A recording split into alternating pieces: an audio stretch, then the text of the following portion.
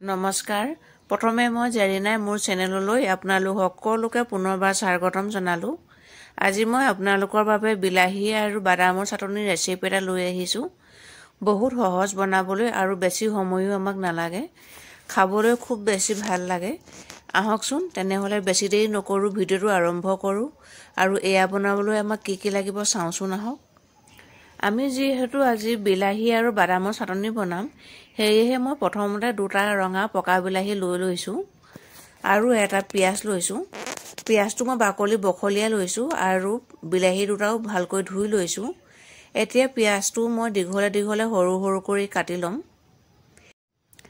পিয়াজটো কটাৰ পাছতে মই বিলাহী দুটাও কাটি লম।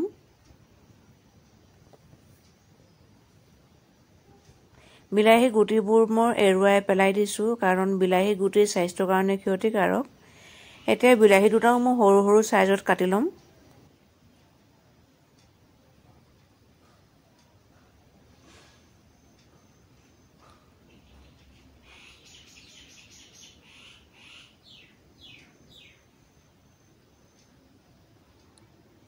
এয়া মই বিলাহী দুটা আৰু পিয়াজটো কাটি ললো। এতিয়া গেছৰ ওপৰত মই এখন কেৰাহী পাতি দিছো। কেৰাহীখন গৰম হোৱাত ডাঙৰ চামুচেৰে এচামুচ মিঠাতেল দিছো। আপোনালোকে মিঠাতেলৰ সলনি ৰিফাইন তেলো দিব পাৰে। ৰিফাইন তেলত ভাজিলেও খুব ভাল লাগে। সৰু চামুচেৰে এচামুচ গোটা জিৰা দিছো। সৰু চামুচেৰে এচামুচ গোটা ধনিয়া দিছো। এনেকৈ গোটা ধনিয়া আৰু গোটা জিৰা দিলে চাটনিখিনি খাবলৈ বহুত বেছিকৈ ভাল লাগে। সেইকাৰণে মই আপোনালোকক সাজেষ্ট কৰিম গোটা ধনিয়া আৰু গোটা জিৰা দিবলৈ। এতিয়া ভালকৈ এবাৰ লৰাই দিছো। অলপ সময় ভাজ খাবলৈ দিছো। জিৰাখিনি আৰু ধনিয়া গুটিখিনি ব্ৰাউন কালাৰ হ'ব ধৰিছে। এতিয়া চাহ খোৱা কাপেৰে আধা কাপ মই কেঁচা বাদাম দিছো। বাদামখিনি মই ধুই আগতীয়াকৈ ৰ'দত শুকুৱাই লৈছিলো। এতিয়া বাদামখিনিও 3 মিনিট মান ভাজি লম। বাদামখিনি মই 2-3 মিনিট মান ভাজি ললো। মই মিডিয়াম ফ্লেমতে ভাজিছো। এতিয়া বাদামখিনি ব্ৰাউন কালাৰ হৈছে। ব্ৰাউন কালাৰ হোৱাৰ পাছত মই দুটা শুকান জলকীয়া দিছো। আপোনালোকে যদি জলকীয়া বেছিকৈ খাই ভাল পায় তেনেহলে জলকীয়া বেছিকৈ দিব। আৰু 4 ফুটা 5 ফুটা মান নহৰু দিছো। এতিয়া ভালকৈ এবাৰ ভাজি লৈছো। ভালকৈ ভজাৰ পাছত এতিয়া মই পিয়াজটো দি দিছো। এতিয়া পিয়াজটো ভাজি লম। পিয়াজটো মই ব্ৰাউন কালাৰ হোৱালৈকে ভাজি লম। গেছৰ ফ্লেমটো মই মিডিয়াম টু হাইত ৰাখিছো। এয়া পিয়াজখিনি ব্ৰাউন কালাৰ হৈছে। পিয়াজখিনি ব্ৰাউন কালাৰ হ'ব ধৰিছে। এতিয়া পিয়াজখিনি ব্ৰাউন কালাৰ হোৱাৰ পাছত মই বিলাহী দুটাও যে কাটি ৰাখিছিলো, বিলাহী দুটা দি দিছো। এতিয়া এইখিনি মই 5 মিনিট মানৰ কাৰণে ভাজি লম। মই গেছৰ ফ্লেমটো মিডিয়ামত ৰাখিছো। এতিয়া সোৱাদ অনুসৰি অলপমান নিমখ দিছো। মই সৰু চামুচেৰে এচামুচ নিমখ দিছো।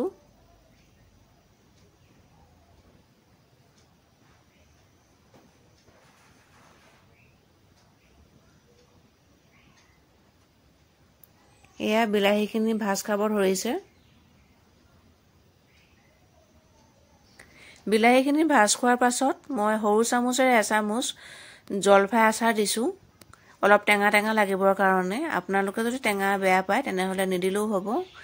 আৰু অলপমান গুড় সৰু সৰুকৈ কাটি দি দিছো। আপোনালোকে গুড়ৰ সলনি চেনিও দিব পাৰে।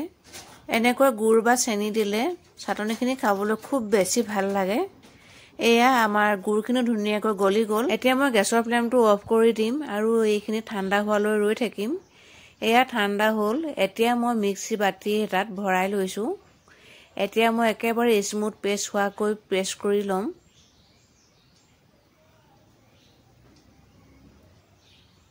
মই গোটেইখিনি মিক্সি বাতিটোত ভৰাই ললো। এতিয়া অকণমান পানী দি দিছো। এতিয়া ভালকৈ মই গ্ৰাইণ্ড কৰি ল'ম। এনেকৈ পানী অকণমান দি দিলে বৰ ধুনীয়াকৈ গ্ৰাইণ্ড হৈ যায়। এয়া চাওকচোন, মই ইমানটো জোখতেই পিচি ললো। বহুত ধুনীয়া গোন্ধ এটা আহিছে। এতিয়া মই চাটনিখিনি বাতি এটালৈ নমাই ল'ম।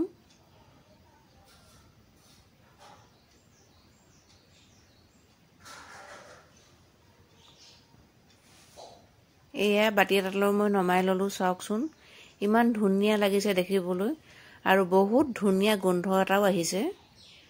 আহক এতিয়া আমি নেক্সট ষ্টেপলৈ যাওঁ। এতিয়া নেক্সট ষ্টেপত মই গেছৰ ওপৰত আকৌ কেৰাহীখন পাতি দিলোঁ। ডাঙৰ চামুচেৰে এচামুচ মিঠাতেল দিছোঁ।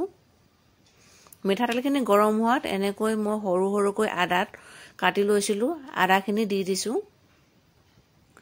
আৰু নহৰু কেইফুটামান সৰু সৰুকৈ এনেকৈ কাটি লৈছিলোঁ, নহৰুখিনিও দি দিছোঁ। এনেকৈ আদা নহৰু দি দিলে খাবলৈ খুব বেছি ভাল লাগে। আৰু দুটা শুকান জলকীয়া লৈছোঁ, শুকান জলকীয়া দুটাও দি দিছোঁ। এইখিনি ব্ৰাউন কালাৰ হোৱাৰ পাছত মই এতিয়া 15-16 খিলামান নৰসিংহৰ পাত দি দিছোঁ। এইখিনি ভালকৈ মই ভাজি ল'ম। এনেকৈ নৰসিংহৰ পাত দি দিলে খাবলৈ খুব বেছি ভাল লাগে। এইখিনি ভালকৈ মই ভাজি ল'লোঁ। ভজা হৈ গ'ল। এয়া চাওকচোন গোটেইখিনি ব্ৰাউন কালাৰ হ'ব ধৰিছে। এতিয়া মই চাটনিখিনিৰ ওপৰত দি দিছোঁ আৰু খোৱাৰ আগে আগে গোটেইখিনি ভালকৈ মিক্স কৰি ল'ম। এয়া ৰেডি হৈ গ'ল চাটনিখিনি। আপোনালোকে যদি আগতে এনেকৈ বিলাহী আৰু বাদামৰ চাটনি খোৱা নাই, এবাৰ খাই চাবচোন। বহুত বেছি ভাল পাব বুলি আশা কৰিলোঁ। আৰু কেনেকুৱা পালে খাই মোক কমেণ্ট কৰিবলৈ নাপাহৰিব। আশা কৰিছোঁ মোৰ ভিডিঅ'টো চাই আপোনালোকে ভাল পালে। যদি ভাল পালে তেনেহ'লে লাইক কৰিব, কমেণ্ট কৰিব আৰু বন্ধুবৰ্গ তথা ফেমিলিৰ লগত শ্বেয়াৰ কৰি দিব বুলি আশা কৰিলোঁ। আৰু মোৰ চেনেলত যদি আপোনালোক নতুন ভিউৱাৰ্ছ হয় তেনেহ'লে মোৰ চেনেলটো নিশ্চয় ছাবস্ক্ৰাইব কৰি দিব আৰু ছাবস্ক্ৰাইব কৰি কাষতে থকা বেলটো টিপি দিব। তেতিয়াহে মোৰ আহিবলগীয়া নতুন নতুন ভিডিঅ'বিলাকৰ নটিফিকেশ্যনবিলাক আপোনালোকে মই ভিডিঅ' আপলোড কৰাৰ লগে লগে পাই যাব। আপোনালোকে মোক বহুত মৰম দিছে, আশীৰ্বাদ দিছে আৰু আপোনালোকৰ এনেকুৱা মৰম আশীৰ্বাদ সদায় মই কামনা কৰিম, সদায় দি যাব বুলি আশা কৰিলোঁ। ভিডিঅ'টো শেষলৈকে চোৱাৰ কাৰণে বহুত বহুত ধন্যবাদ জনালোঁ। আকৌ এটা নতুন ভিডিঅ'ৰ সৈতে আপোনালোকৰ লগত আকৌ কথা পাতিম। তেতিয়ালৈকে সকলোবোৰ ভালে থাকক, সুস্থ থাকক, সুখত থাকক, হাঁহি থাকক। তেনেহ'লে আজিলৈ আহিছোঁ। Bye bye.